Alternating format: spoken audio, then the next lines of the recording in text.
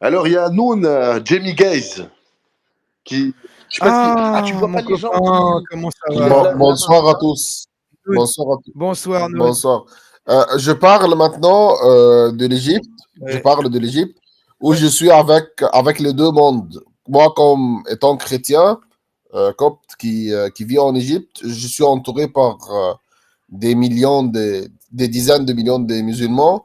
Donc, je peux très bien parler pour comparer entre l'islam et la christianité. S'il te plaît, peux-tu me donner, avant de te laisser parler, bien sûr, hein, mais est-ce que tu as un meilleur exemple de miséricorde du prophète de l'islam ou pas? Parce que c'est Regarde. dur d'en trouver, on essaie de chercher. Regarde. Bah, ce que vous avez dit sur la femme adultère qui voulait être tuée parce elle a trahi son mari, ça c'est quelque chose de très très extraordinaire. Parce que tous les hadiths qui sont écrits après la mort du Mohammed sont écrits par des gens même qui n'ont pas vu Mohammed. Si on va voir par exemple le plus grand livre du hadith, hadith al-Bukhari. Ce Bukhari-là, il n'a pas même vu Mohammed, ou il n'est pas même né à l'ère du Mohammed. Il a commencé à écrire après 100 ans de la mort du Mohammed. Et on prend ce livre-là, le livre du Bukhari, comme le livre exemplaire de l'islam. Ça veut dire, si tu trouves le Coran, il est sacré pour les musulmans. Le livre du Bukhari est plus sacré que le Coran. Parce que le livre du Bukhari, ça fait le Sunna. Le Sunna, ça explique tout l'islam. Le Coran, si tu lis le Coran, tu ne comprends rien. Si tu lis le Coran, par exemple, à quelqu'un chinois, par exemple, ou quelqu'un, je sais pas d'où, il ouvre le Coran comme ça, comme n'importe quel livre. J'ouvre n'importe quel livre, par exemple, livre de chimie, livre de physique, etc., etc. Je peux comprendre par l'explication du truc, même si j'ai pas de base, même si j'ai pas, je vais comprendre. Mais si tu ouvres même la Bible, le Torah, le Tanakh, tu peux ouvrir, tu lis une histoire. Dès le début, élément perturbateur, jusqu'à la fin, une histoire, une vraie histoire. Tu peux lire, tu peux comprendre n'importe qui. Tu n'as pas besoin d'avoir une base pour comprendre n'importe quel livre. Mais le Coran, c'est extraordinaire. Le Coran, si tu n'as pas de base chrétienne ou judaïque, ou tu n'as pas un livre du tafsir ou du sunna et tu ouvres le Coran, tu vas rien comprendre. Parce qu'il n'est pas un livre homogène. Il prend d'ici, il prend de là, il prend beaucoup des histoires incomplètes. Pourquoi il a fait ça? Parce qu'il sait déjà que la personne qui lit doit avoir une telle ou telle base. Donc, c'est pas un livre homogène. Pour comprendre le Coran bien, tu dois ouvrir le Sunna. Le Sunna, ça s'écrit dans le livre du Bukhari. Comment on a écrit le livre du Bukhari? Comment on l'a écrit? On a pris ce qu'on appelle les Israélites. Israélites, ça veut dire les histoires des Juifs, les histoires des Juifs qui étaient célèbres à cette ère-là, parce que l'islam, il n'a pas vraiment de bases. Donc, il va prendre des bases des Juifs et des chrétiens, etc., etc. Donc, on a pris beaucoup des histoires du Tanakh et du Torah et de l'Évangile, même les histoires après ça, les histoires à l'ère chrétienne du 3e et 4e siècle, on les a pris. On l'a mis tous dans le Sunna du Bukhari. En plus les rois qui sont venus, les khalifes qui sont venus après l'islam, ils ont commencé à inventer des histoires pour le mettre encore dans le Bukhari. Pourquoi? Pour renforcer leur règne, pour renforcer leur pouvoir. Parce que par exemple, les Amaouïnes, ce sont les rois qui sont venus après les premiers 4 rois. Alors, les Omeyyades, hein, si je dis pas de bêtises. Oui. Ils ont ajouté dans les livres du Sunna, le livre du Bukhari, ils ont ajouté beaucoup des versets qui n'étaient pas là. Pourquoi? Pour renverser leur origine. Par exemple, ils disent, par exemple, que le roi, il doit être venu de la maison du Amawiyin, de la maison du Quraysh, etc., etc. Donc, pour comprendre mieux la vie du Muhammad, ou pour comprendre mieux l'histoire, pas la vie du Muhammad, parce que Muhammad, quand même, sa vie est 1% de ce qui est écrit. Ça veut dire, on a 1% de réel et 99% d'imaginaire, qui est pris des juifs, qui est pris des chrétiens, etc. etc. Donc Muhammad, son effet, simplement, même historique, on ne peut pas trouver des traces historiques, des vraies traces historiques de la Mecque, de la Médine, dans les livres historiques, même les moindres traces, comparant à Jésus. Jésus, il est ici, bah, il est ici depuis 2000 ans. On peut trouver très très bien ces traces. On peut trouver l'Empire romain qui se trouve dans la terre israélo-palestinienne. On peut très bien trouver des traces qui durent depuis 3 ou 4 000 ans. Au contraire de la Mecque ou de la Médine, on est un peu à l'air, on est un peu fragile. Donc, l'histoire du Mohammed, je crois que l'histoire du Mohammed, c'est 1% de réel et 90%, soit des histoires juives et chrétiennes, soit des histoires totalement imaginaires. Même, même si par exemple, je raconte avec un musulman, j'ouvre le livre du Bukhari, le livre du Sunna, je suis en train de l'expliquer de quoi il s'agit dedans, parce que lui, il comprend rien. Par exemple, l'histoire du Solomon il y avait deux femmes qui se disputent sur un enfant. Après ça, Solomon, le roi, il a décidé de couper l'enfant entre les deux pour que chacune des deux femmes prend une partie. Et après ça, en toute cette histoire-là, on va voir, etc., etc.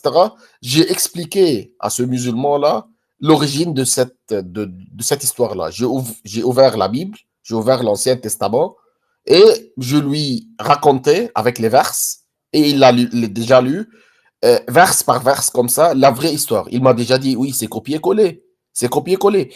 Ça, c'est le livre du Bukhari. Donc, pour moi, l'histoire de la femme adultère, l'histoire du juif qui, parce que Mohammed, il pisse à côté d'un juif, il pisse à côté de la maison de la juif, et quand la juif, il est mort, Mohammed, il se tient debout dans son funérail, etc., etc., pour dire que Mohammed, il est gentil, etc., etc. Donc, pour moi, la vie, la vraie vie du Mohammed, elle n'est pas ici, elle n'est pas avec nous. Parce que euh, tout ce qui est raconté, ce sont des histoires qu'on le connaît déjà, comme chrétien et juif. C'est pour cela que Mohammed, quand il a commencé son da'wah, il a commencé avec les juifs et les chrétiens. On lui a déjà dit merci, on ne veut pas. Parce que nous, tu viens nous raconter des histoires qu'on le connaît par cœur. Ça, c'est l'islam. L'islam, c'est une histoire qui est faite d'une manière historiquement ou religieuse, d'une manière religieuse, sur des circonstances, des dates, sur des circonstances et des dates qui sont venues après la mort du Mohammed 100 ou 200 ans. Pour moi, la simple explication, c'est tout à fait satanique. C'est tout à fait satanique. C'est une histoire fondée sur une personne qui n'était pas bien, qui n'était pas bien, mais on lui a couronné, on a mis une couronne sur sa tête pour qu'il soit maintenant le maître de 2 milliards de personnes, 2 milliards de personnes comme des bombes qui sont prêts à s'exploser à n'importe quel temps. Donc pour moi, ça c'est le vrai prophète menteur qui se trouve dans la Bible, qui se trouve dans la Bible. Merkava, il parlait de zombies. Des zombies. Oui. Tu ne sais pas, il est venu d'où? Même l'histoire de la naissance du Mohammed, elle est une histoire qui est très. Alors, un instant, Noun, j'en profite. Tu sais qu'en DM, je t'ai envoyé une adresse email de Régulus. J'ai pas vu. J'ai pas vu.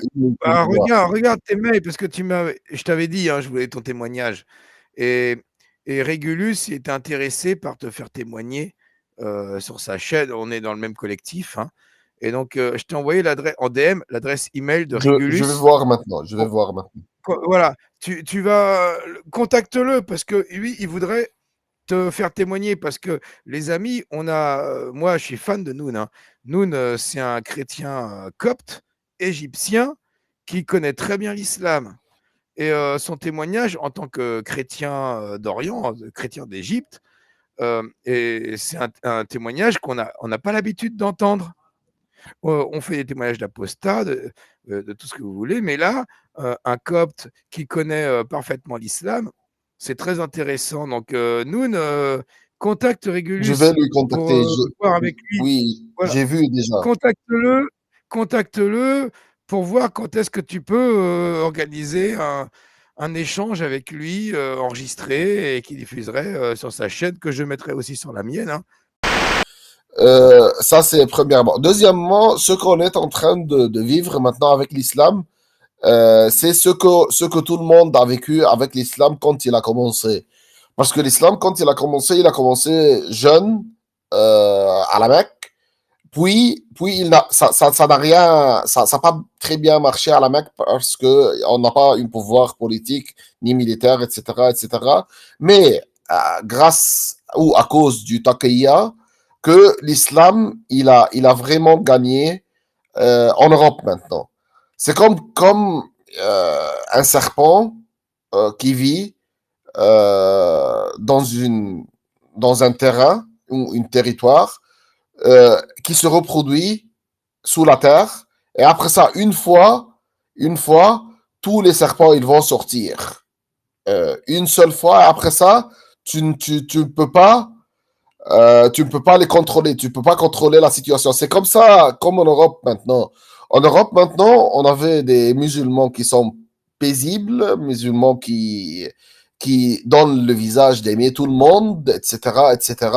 Mais une fois qu'ils dépassent une certaine poids ou une certaine population démographique, tout cela, ça va bouleverser.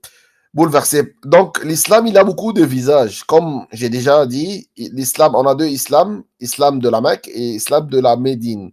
L'islam de la Mecque, c'est l'islam spirituel, c'est l'islam comme la christianité, c'est l'islam qui aime tout le monde, etc., etc.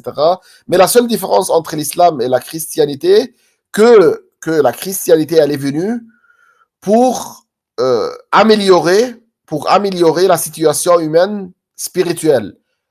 L'islam, c'est totalement le contraire. Il a commencé par le contraire. Il a commencé par la Mecque, où c'était spirituel. Puis il a effacé tout ça avec la Médine, qui a dévolué la situation spirituelle. Donc, on était dans une situation spirituelle haute, mais à la Médine, on revient à tous les trucs du guerre, du massacrer, du violer, de prendre l'argent du kuffar, etc., etc. Donc, l'islam, il part de la gauche vers la droite. La gauche, non, pardon, de la droite vers la gauche. Il part du spirituel vers une dévolution vers la crime, vers le massacre, vers le viol. Ce qui est dangereux. Parce qu'en Europe, c'est comme ça. L'islam, il a commencé en Europe paisible. Des centaines de milliers d'immigrants qui ont aidé la construction de l'Europe après la Deuxième Guerre mondiale, surtout les Algériens et les Pieds Noirs en France. On a commencé paisible. On a commencé bien. Mais, comme l'islam raconte, une fois qu'on part de la Mecque à la Médine, tout ça va changer. On va commencer à massacrer les gens, on va commencer à tuer les gens. Ça, c'est ce que l'islam, il a déjà dit. Et je ne pense pas que les musulmans font ça d'une manière maligne. Non, les musulmans font ça d'une manière... J'interromps son dialogue pour prévenir les gens que, bien entendu, notre ami n'est pas francophone. En tout cas, il est francophone, mais le français n'est pas sa langue maternelle et il a confondu deux mots, le mot endémique et le mot génétique. Donc ne prêtez pas attention à ça. Bien entendu, j'avertis tout le monde que l'islam n'est pas du tout génétique. Ça reste une religion politique qui a des conséquences endémiques sur les sociétés. Et le mot génétique n'avait pas sa place dans ce discours, bien entendu. Hein, donc n'y faites pas attention. Comprenez endémique. Les musulmans font ça d'une manière génétique. Ils font ça d'une manière automatique. Une fois, je pars d'une telle pourcentage, je vais faire telle ou telle chose. On voit ça partout. On a vu ça en Égypte. Dès le commencement des musulmans en Égypte, il n'y avait pas des attentats, etc., etc. Mais à une telle pourcentage, c'est fini. C'est fini. Et c'est fini, ça veut dire quoi? Tous mes amis musulmans, quand ils vont prendre le pouvoir, ils vont se transformer automatiquement à des sauvages. C'est une dévolution humaine. La christianité, c'est le contraire. On part de l'Ancien Testament, on part des lois très, très strictes, on part à quelqu'un qui a été crucifié pour tout le monde. Donc, si on peut comparer les textes, on va avoir des problèmes. Mais si on compare les dates des textes, on va comprendre que la christianité, elle part de ce qui est matérialiste, de ce qui est fortement de massacres, des viols, etc. Elle part vers une telle ou telle spiritualité haute d'une personne qui a été crucifiée pour sauver les croyants ou pour sauver tout le monde. C'est totalement le contraire de l'islam. L'islam, il a commencé le contraire. Mohammed, quand il était avec Khadija, et Khadija, elle a des origines chrétiennes, Khadija, elle était chrétienne. Sa première femme, la millionnaire qui s'est mariée avec Mohammed, elle était, à cette ère-là, Mohammed, il aimait les chrétiens, il aimait les juifs, mais le problème de Mohammed est qu'il n'avait pas d'origine. Alors, c'est Wakara ou Wakara? Waraka ibn Nawfal. C'est quoi, son cousin, Khadija? Un cardinal. Waraka ibn Nawfal, il était un cardinal chrétien. C'était le frère du Khadija. Waraka ibn Nawfal. Il y avait deux moines dans la vie du Mohammed. Le premier s'appelle Waraka ibn Nawfal. Il était le frère du Khadija, sa première femme. Et le deuxième, un moine que personne ne le connaît beaucoup, qui s'appelle Buhayra. Ce moine-là, il l'a éduqué le judaïsme et le christianisme. Et Mohammed, dans sa première ère, il y a des livres qui disent, il y a des transcrits qui disent qu'il était un chrétien. Parce que sa femme, elle était chrétienne. Lui, parce qu'il était soumis parce qu'il n'avait pas d'argent, il n'avait pas d'origine, il était un bâtard. Et tout le monde le connaît qu'il était un bâtard. Donc Khadija, qui était plus âgée que lui, elle avait 40 ans, tandis que lui, il avait 20 ans. Elle était un billionnaire dans son ère là, ou un millionnaire dans son ère là. Elle était tu nous rappelles un couple présidentiel que je ne nommerai pas. Oui,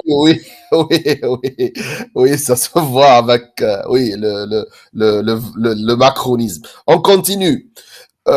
Donc, il était soumis, Mohammed. Donc, si Khadija, que son frère, il est un moine ou il était un cardinal chrétien, donc Khadija, elle doit être encore chrétienne.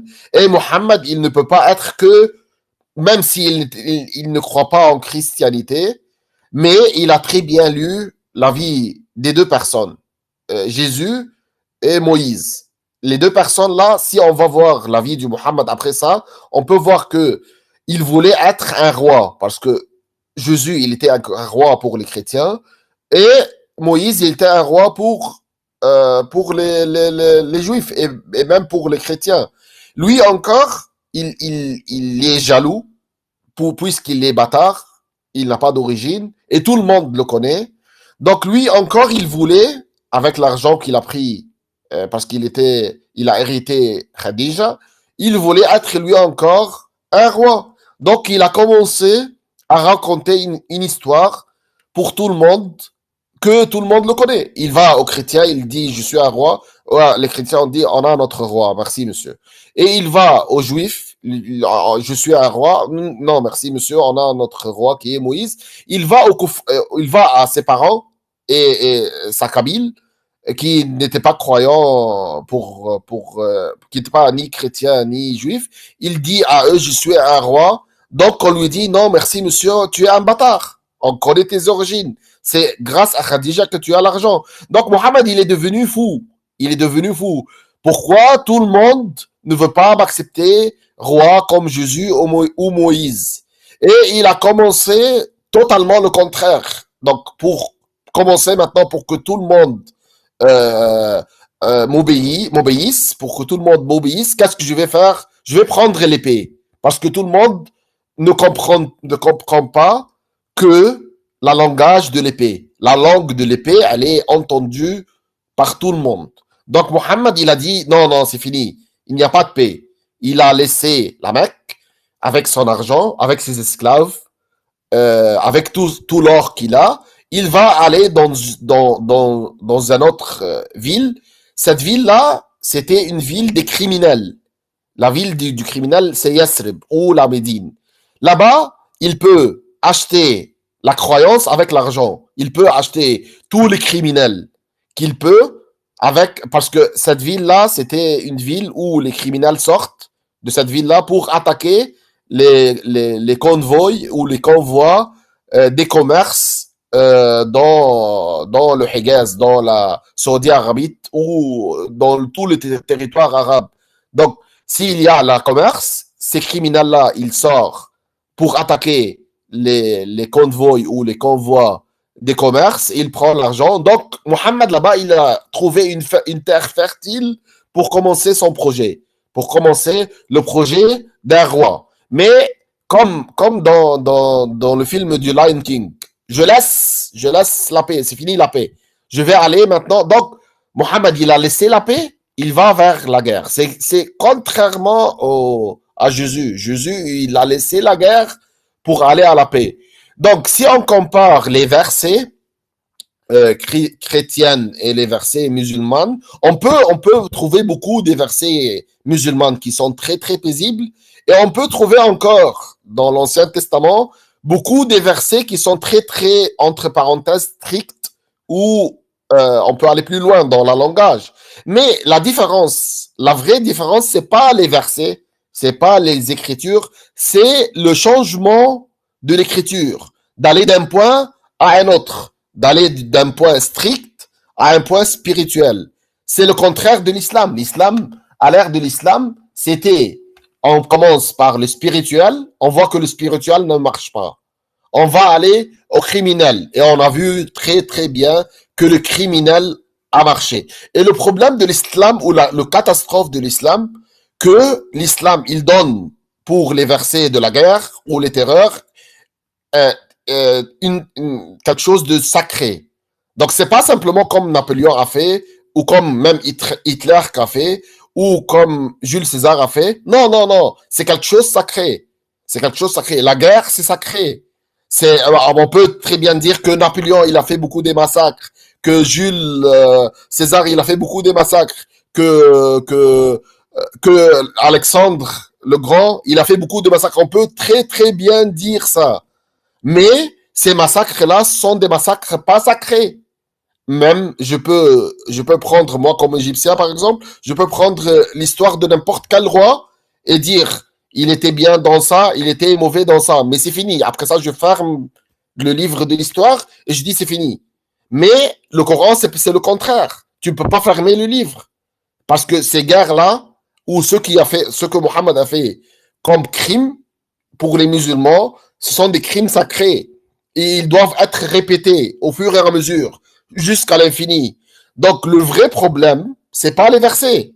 C'est le ton des versets et le changement de la langage qui peut transformer une personne paisible à une personne criminelle. Parce qu'il voit dans la vie du Mohammed ça. Il voit que Mohammed, il était paisible et ça n'a pas marché. Mais quand il échangeait en criminel, il avait ses bandes, les bandes des criminels avec lui, qu'il les a achetées avec l'argent, que ça a très bien marché. Donc ça c'est le problème de l'islam pour moi. Donc on peut dire par exemple à un musulman, tu as des versets de terreur, lui il va répondre, mais dans l'Ancien Testament il y a des versets de terreur. Il peut très bien répondre comme ça. Non, non, monsieur, ne viens pas ici nous raconter les histoires. On ne parle pas des paroles comme ça. Non, non, non. On parle du ton des paroles et la transformation qui est faite. La transformation qui est faite. La transformation qui est faite dans la christianité, c'est une transformation paisible. Transformation pour l'humanité.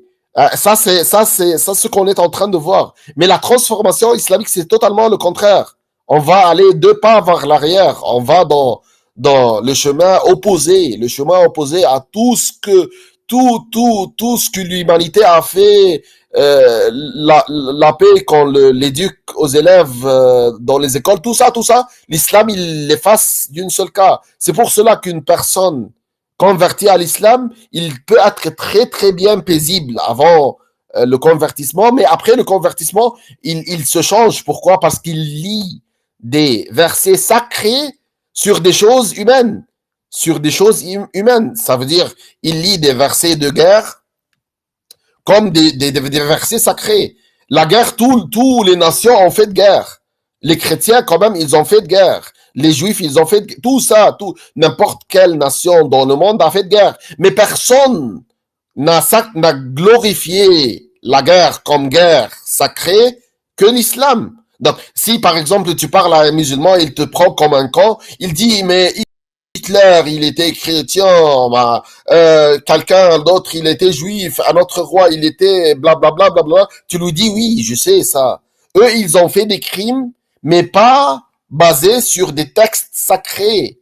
C'est le contraire avec l'islam. L'islam, dans le Surat al-Tawbah, par exemple, on peut dire, si on peut chercher le Surat al-Tawbah, on peut voir les sacrés, les versets qui glorifient la terreur, qui glorifient tout ce qui a une relation avec la guerre. La guerre, tout le monde fait la guerre, mais personne n'a sacrifié la guerre, personne n'a glorifié la guerre, personne n'a fait que la guerre est quelque chose de divin que l'islam.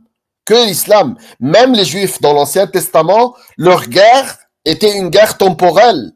Guerre temporelle. Si par exemple une verset juif dit blablabla, blablabla, c'est temporel, c'est pas comme l'islam. L'islam, il dit comme ça, il dit dans l'éternité, il dit tu dois faire ça au fur et à mesure, de moins l'infini jusqu'à plus l'infini. Ça, pour moi, c'est la défi, c'est quelque chose à expliquer. Que l'islam, il part de la droite à gauche, tandis que les autres religions ou la christianité, puisque je suis chrétien, je parle de la christianité, elle part du gauche à droite.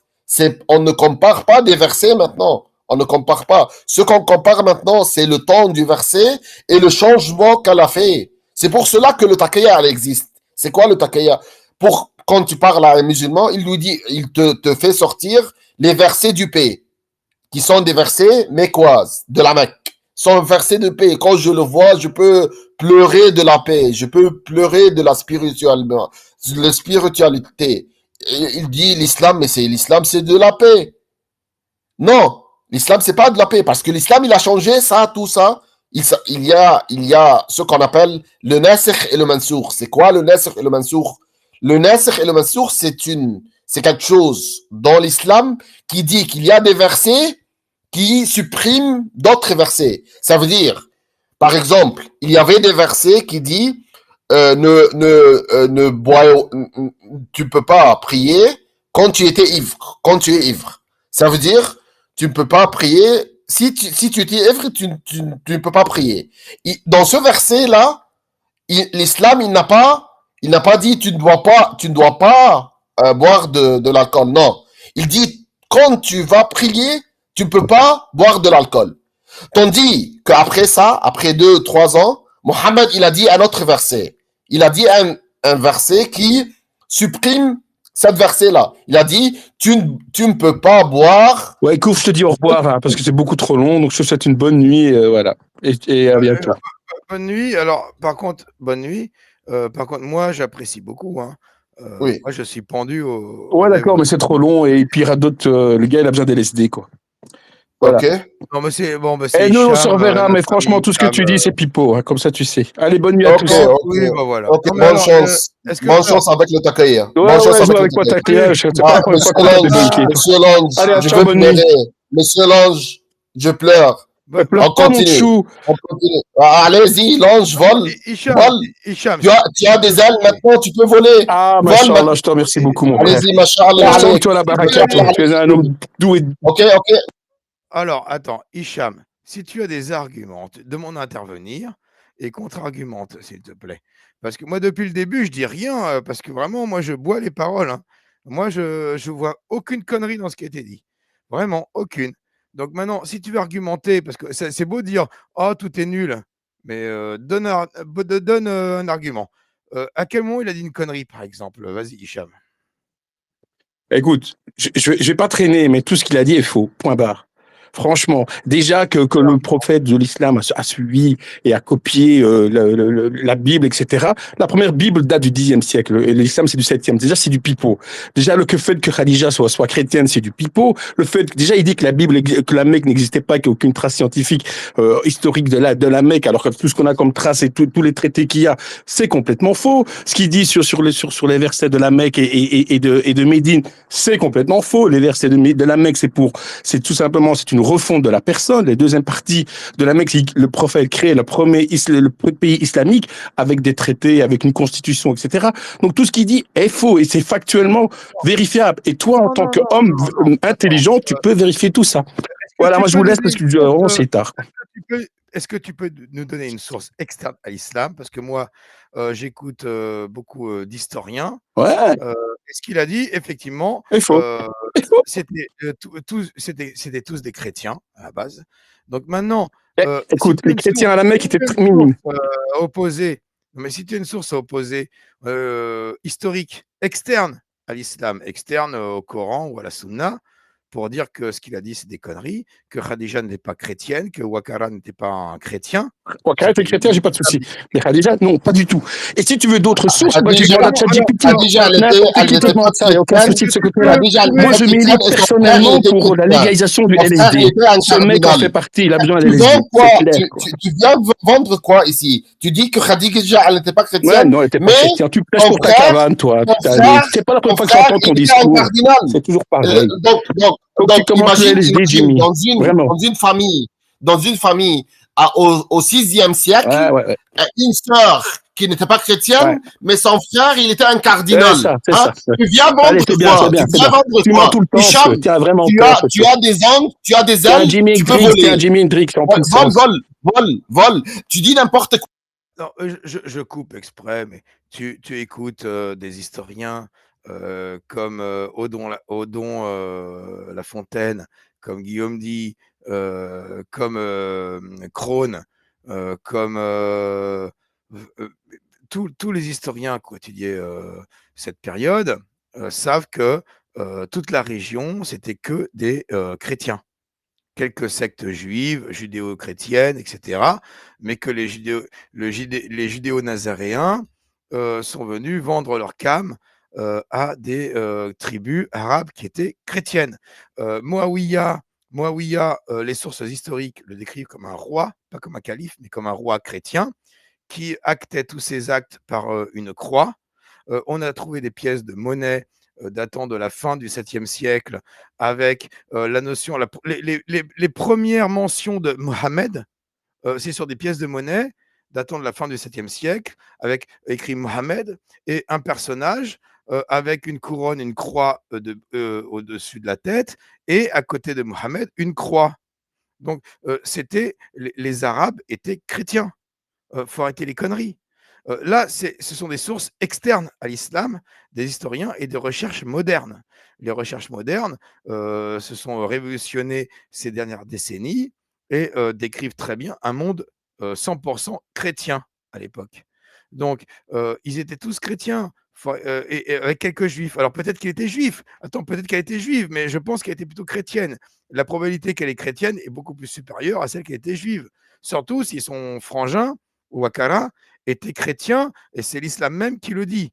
Donc, si son frère est chrétien, effectivement, je vois pas en quoi tu peux contredire, à moins que tu apportes une source comme quoi elle était polythéiste. Non, la Mecque était polythéiste. Quelle était la religion? Il n'y a aucun débat là-dessus.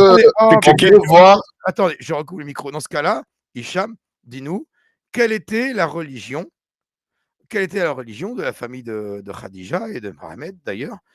Quelle était leur religion exactement, d'après des sources pas islamiques, mais d'après des sources d'historiens? Quelle était la religion de la famille de Khadija, des Quraysh d'ailleurs, et de Mohammed, d'après des historiens?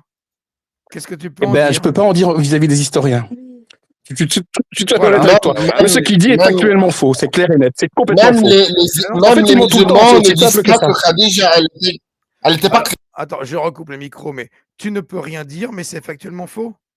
Bah, factuel, ça veut dire que ça veut dire que tu as quelque chose de factuel à nous proposer. Qu'est-ce qu'il y a de factuel? Vas-y, dis qu'est-ce qu'il y a de factuel pour dire qu'elle n'était pas chrétienne? Eh ben, je t'explique. C'est tout simple. En tant que musulman, je me base sur des textes clair, précis. Toi, tu me passes sur ces historiens de cette époque. Je ne sais pas vérifier ça comparé à nos historiens de notre époque. Ce n'est pas comparable. Point. C'est dites-moi la factuellement faux. versée C'est islamique, factuellement faux. dites-moi la versée islamique qui dit que Khadija, elle n'était pas chrétienne.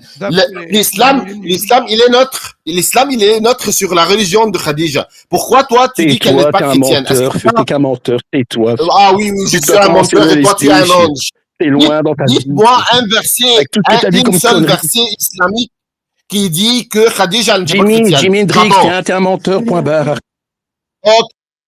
Bon, Hicham, ça suffit, t'as pas su argumenter, je suis désolé. Tu dis c'est factuellement faux, c'est un menteur, mais toi, t'as rien pour argumenter contre. Les historiens, tout ce que j'ai écouté et lu des historiens vont dans le sens de Noun. C'était tous des chrétiens à l'époque. Mohammed était chrétien. Les premiers soi-disant califes n'étaient pas des califes, mais des rois chrétiens. Il y a qu'à partir du milieu des Omeyyades et surtout des Abbassides qu'ils ont commencé à créer une religion qui s'appelle l'islam. Mais c'était tous des chrétiens. Des chrétiens, comme on dit, par rapport à la fin du monde et tout ça, là, ah, punaise, comme on dit, les gens qui pensent que c'est la fin du monde. Bref. Les apocalyptiques Pardon, les apocalyptiques. Voilà, des chrétiens apocalyptiques. Des messianiques, non? Ouais, des chrétiens non, messianiques. oui, messianique aussi, oui, messianique apocalyptique. Donc, les historiens vont dans le sens de ce que raconte Noun. Je suis désolé, Noun, il n'apporte pas les sources, mais moi, je vous dis que tout ce que j'ai entendu, et vous vérifiez par vous-même, allez écouter, allez lire et allez écouter les vidéos des historiens de l'époque, c'était tous des chrétiens. Basta. Je veux dire, ça ne sert à rien de dire tu mens sans aucun élément de preuve qui vient le contredire.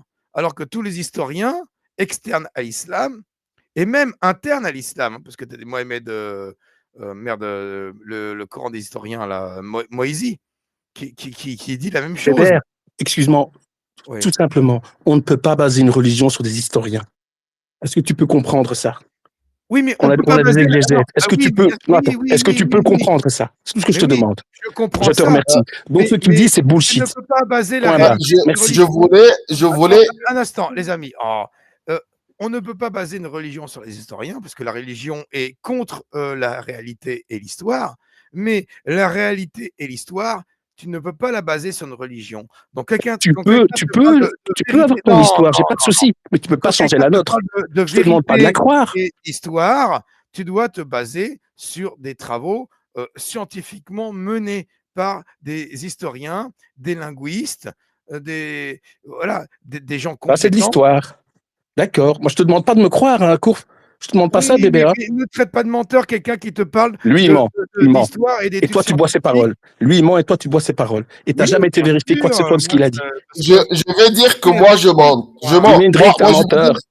Moi, je mens. Je mens. Un menteur, Jimi Hendrix. Ok, moi, je mens. Dites-moi une seule source islamique. Dites-moi une seule source islamique qui dit tes paroles. Même tu n'as pas, je voulais pas des sources historiques. Je voulais une seule source islamique qui dit tout ce que tu as dit, tu me demandes quelque chose à toi. Même un mur serait plus intéressant. Non, je voulais, toi. Attends, je coupe exprès parce que Noun te dit, c'est bien ce que tu dis, mais je coupe parce qu'il va pas t'écouter.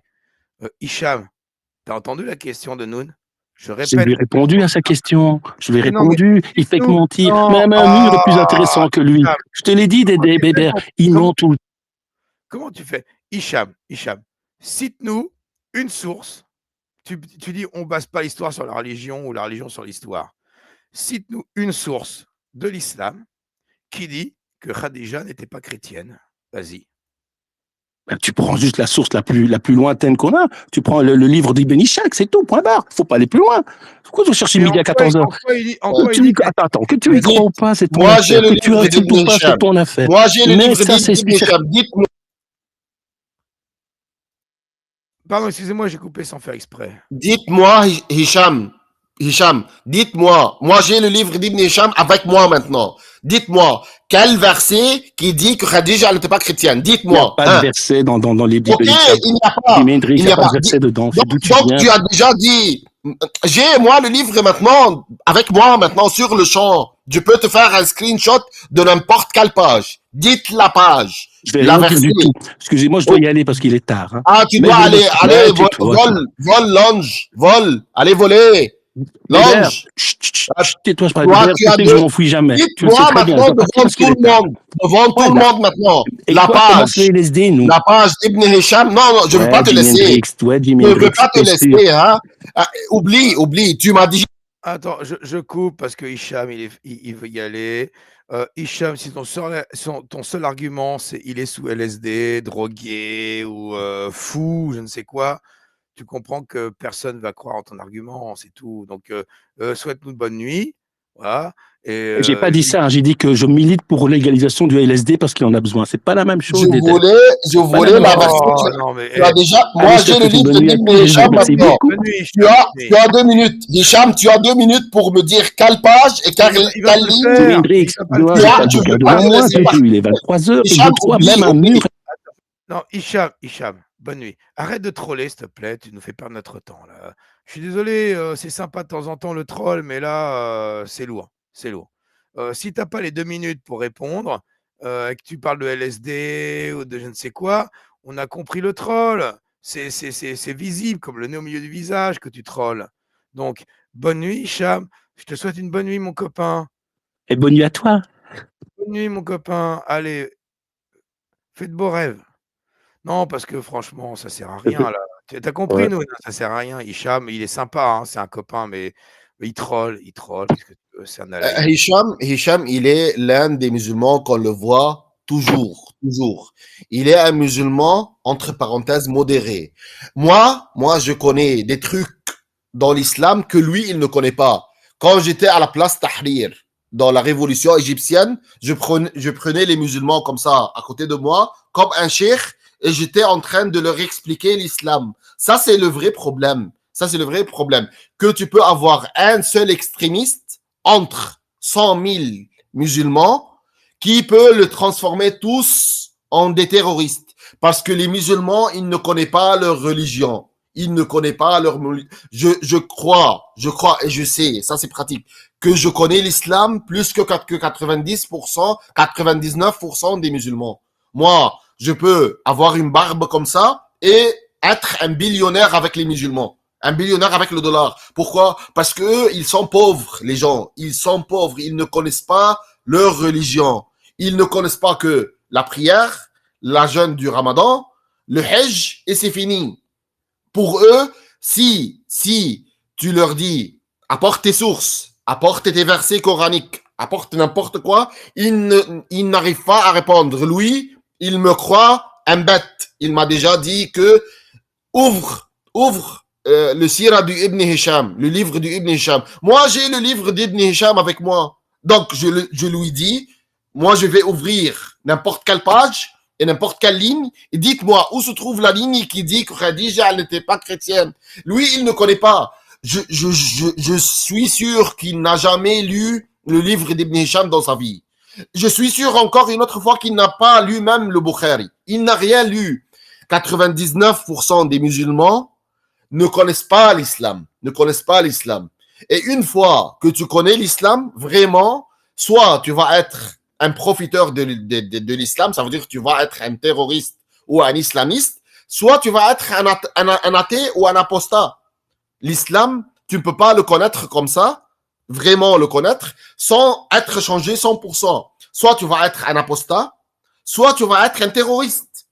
Les vraies personnes qui connaissent l'islam, ce sont les deux, ça.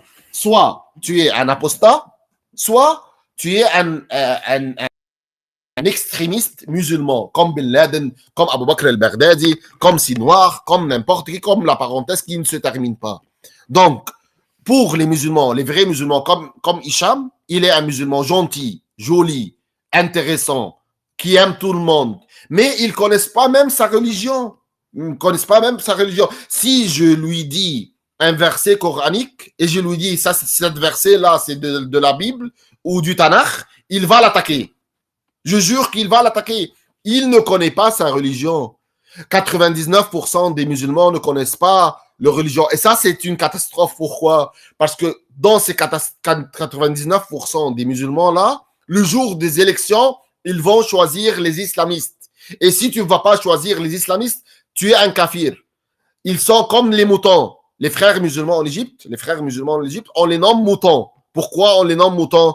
Parce qu'ils ont un seul leader et eux, ils marchent après lui sans entendre, sans voir, sans parler. Ils marchent comme ça après lui. Dans les élections, tous les musulmans en Égypte, même les musulmans modérés, même les musulmans, mes amis, mes musulmans, même mes voisins, tous, ils ont élu les islamiques.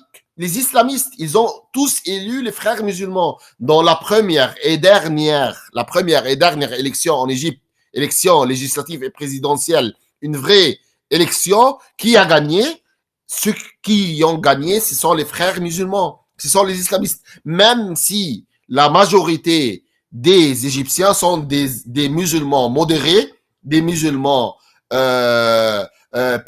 paisibles, des musulmans qui aiment tout le monde, même si 99% des musulmans en Égypte sont des musulmans modérés, mais le jour des élections, tous, ils ont choisi les frères musulmans. Pourquoi? Parce que si tu vas choisir un chrétien ou si tu vas choisir un libéral, tu es un kafir.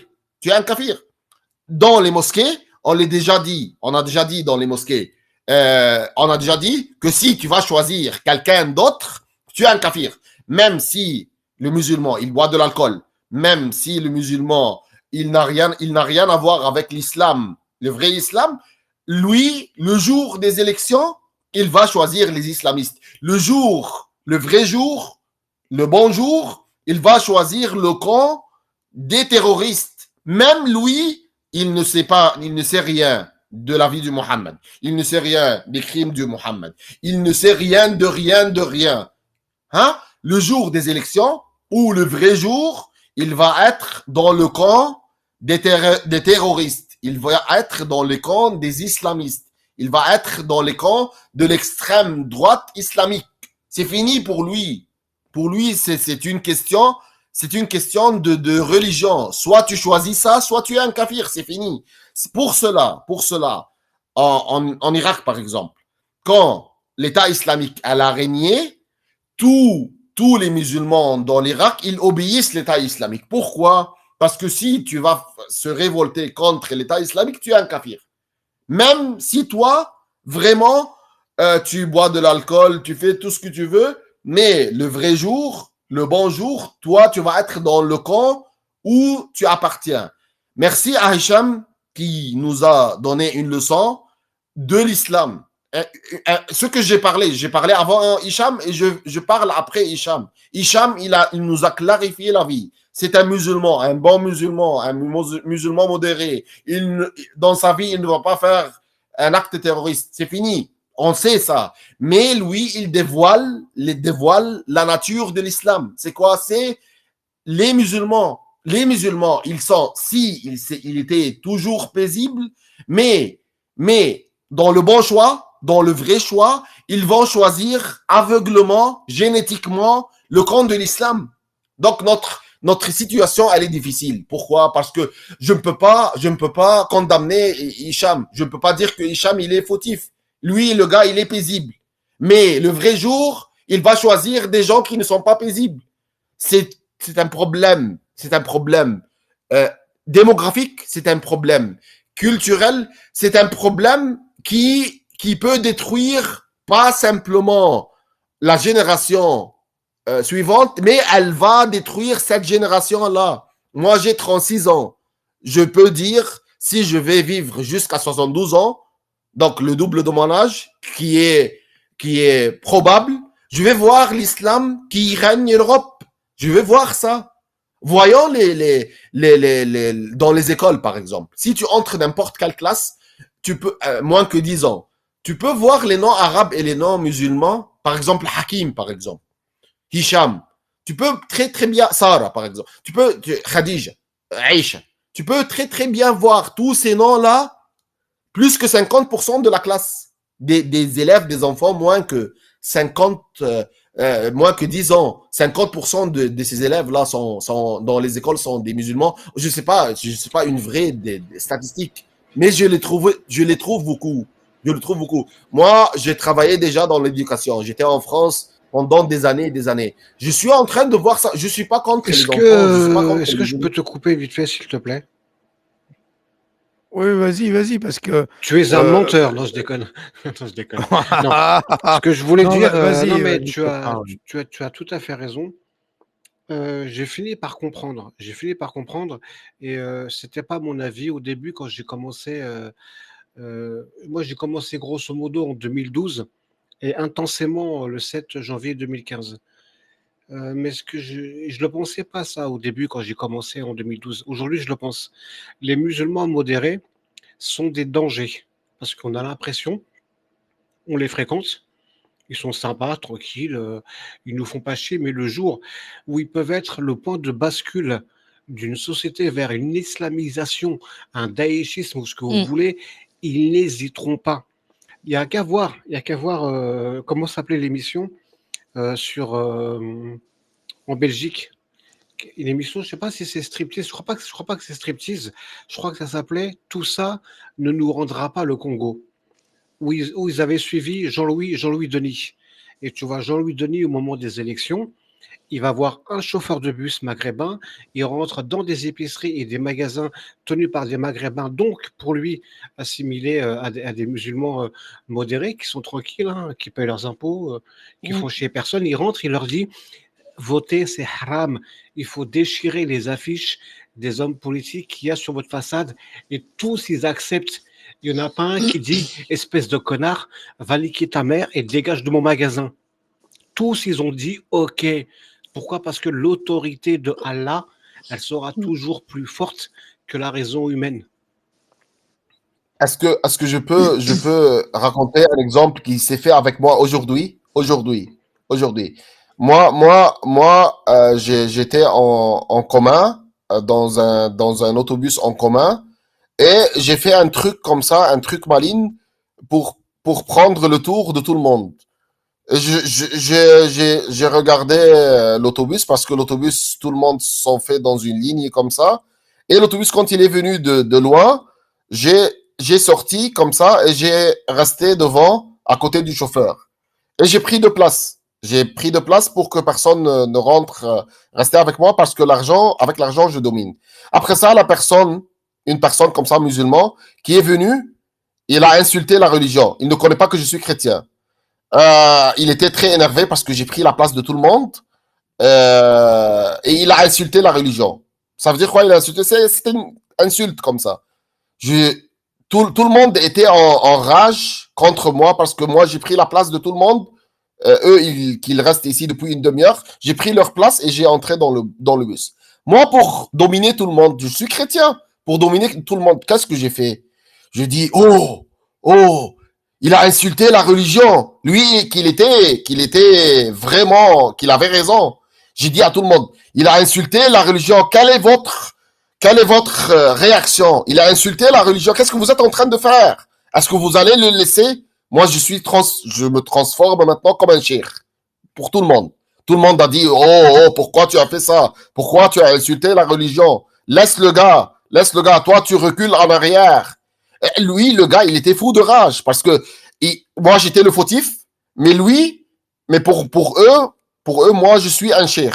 Je peux leur transformer en mouton. D'un seul coup, comme ça, je transforme tout le monde en mouton. J'ai pris leur place. Je suis rentré à la maison une demi-heure plus que tout le monde. Et, et comme étant un cheikh pour tout le monde, lui, il était le fautif. Lui, il était le kafir parce qu'il a insulté la religion. J'ai dit à tout le monde, oh, oh, oh, quelle est votre réaction? Il a insulté la religion d'Allah. Qu'est-ce que vous êtes en train de faire? Tout le monde a laissé l'action que j'ai fait. Et ils sont allés vers lui, ont déjà dit Astaghfirullah, qu'est-ce que tu es en train de dire? Lui, le gars, il était grand comme ça, grand, costaud, et moi, je suis petit, je suis pas costaud. Il s'est transformé d'un seul coup à une personne de 140 ou 150 centimètres. Il a réduit en taille. Il a eu peur. Son visage, il est devenu, au lieu de rouge, il est devenu blanc, comme ça, et moi, je lui ai attaqué plusieurs fois. J'ai dit à tout le monde, moi, je voulais descendre. Moi, je voulais descendre. Mais à cause qu'il a insulté la religion, je vais pas descendre. Alors, tout le monde, ils sont mis faux en rage. On lui a déjà dit, restez à l'arrière, restez à l'arrière. Tout le monde l'a insulté. Et moi, pour eux, je suis un roi.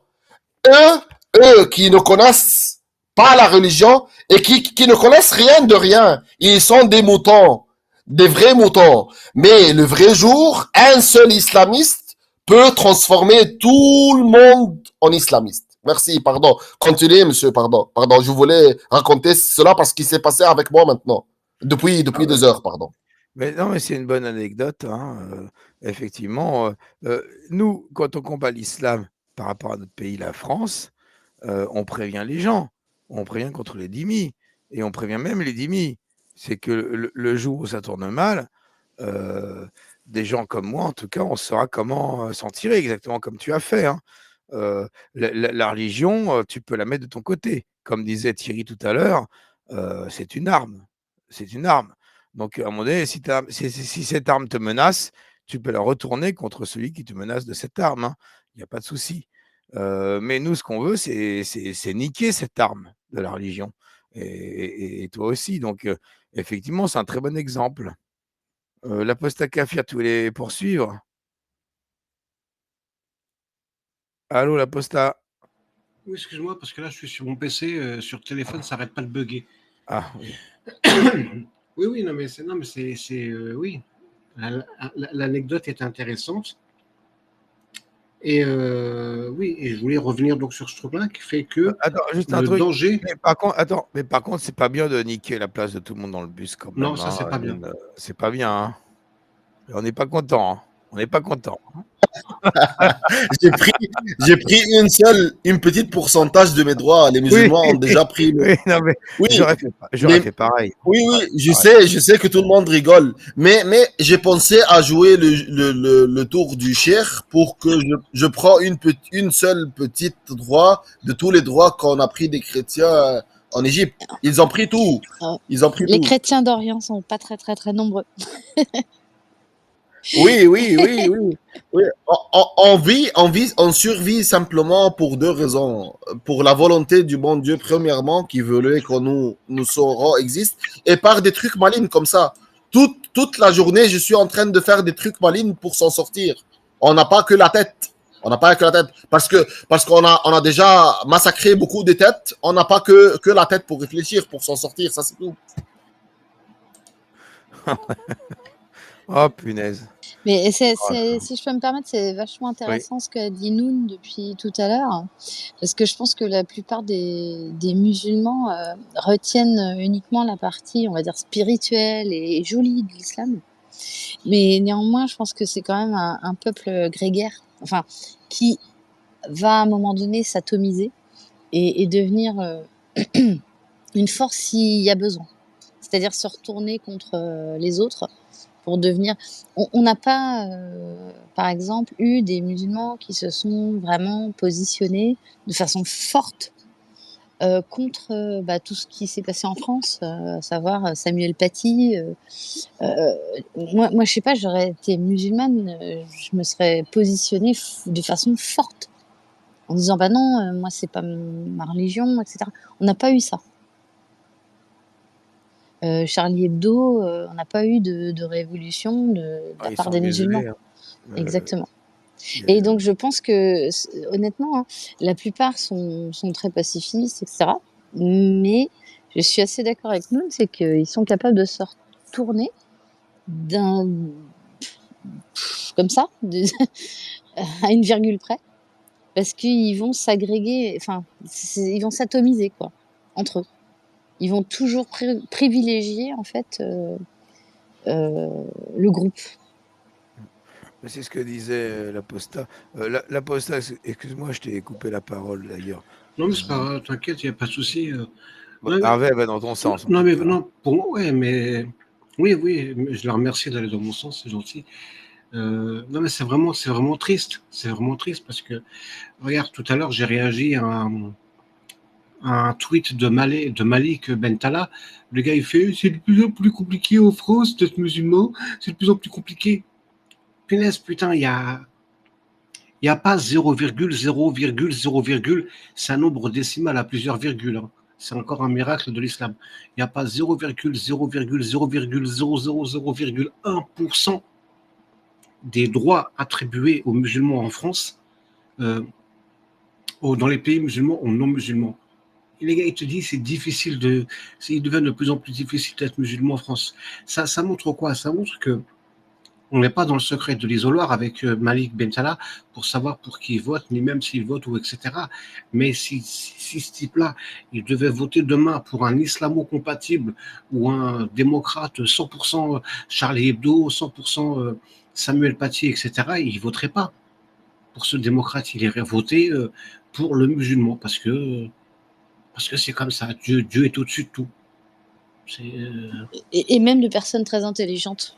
Enfin, même de personnes cultivées dans ce pays. C'est ça qui fait plus peur, en fait. Moi, j'ai des collègues musulmans qui sont dans ce délire de persécution. On peut pas vivre notre islam, machin. Mais qu'est-ce que tu peux pas vivre, en fait? Enfin, je veux dire, il y a des rayons halal à dégueuler partout. Il y a des mosquées. On n'empêche pas les gens. Enfin, on n'empêche pas les gens de vivre leur religion. Enfin, je ne pense pas. J'ai écrit une chanson, etc. Salut à toi, Massa, etc. Donc, j'ai écrit une chanson qui s'appelle Truc de dingue, qui est sur ma chaîne YouTube et que j'ai publiée il n'y a pas très longtemps, où ça raconte. Je me mets dans la peau d'un musulman qui fait une chanson pour se plaindre des discriminations. On t'entend plus, l'Apostat. Et comme ça, c'est mieux? Oui, moi j'entendais. Hein. Moi je t'entends, hein, l'Apostat. Moi je t'entendais bien. Hein. Et dedans, je dis, c'est quoi ce pays? On peut même plus voiler nos filles à la maternelle et leur enseigner la vraie pudeur. Tu vois, c'est. Je t'entendais plus pendant une grosse partie. Excuse-moi, ça a coupé. Non, pas de souci. On en arrive à des espèces de revendications complètement cons. Pareil avec le haligo halal. Le haligo halal, le boucher halal, le truc halal, le halal. Putain, j'ai rigolé à ce truc. ça me sort par les yeux. Franchement, si demain tu fais un couscous avec que du porc, des chipolatas, du jarret de porc, ils vont dire quoi les musulmans?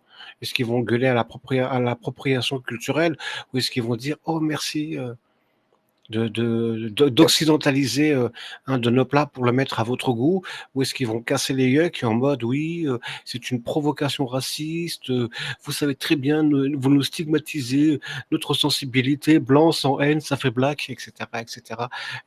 Moi je suis vraiment de plus en plus fatigué, c'est pour ça que je suis beaucoup moins présent ces derniers temps, parce que ça me fatigue.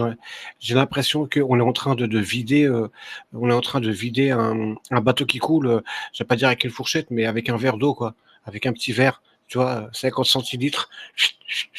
On est là, on en a de partout. Regarde ce qu'a dit Ismaël Boudjekada, ou je sais pas comment il s'appelle là, qui traite le ministre de l'Intérieur de fils de catin, et qui termine son tweet par Alhamdoulilah. Putain, mais il faut absolument que dans toutes les situations, dans tous les instants de vie, il faut qu'ils rappellent que la première chose qu'ils sont avant d'être un être humain avant d'être un frère, une sœur, une mère, un père. Non, ils sont d'abord musulmans.